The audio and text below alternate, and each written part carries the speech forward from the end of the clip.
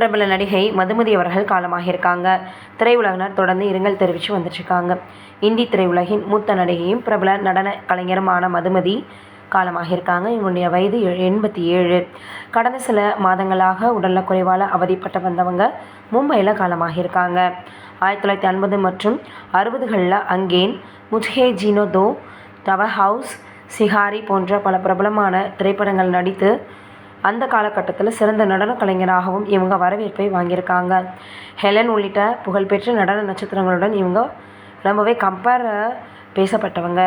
மதுமதி மறைவுக்கு பாலிவுட் நடிகர்கள் பலருமே இரங்கல் தெரிவித்து வராங்க. நடிகர் அக்ஷய்குமார் தனது சமூக வலைதள பக்கத்தில், எனது முதல் மற்றும் என்றும் நினைவில் நிற்கும் குரு மதுமதி ஜி.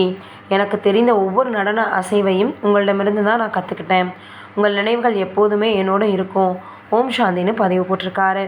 அதே போல தான் நடிகர் விந்து தாரா சிங் அவர்களும் இரங்கல் தெரிவிச்சிருக்கிறாங்க.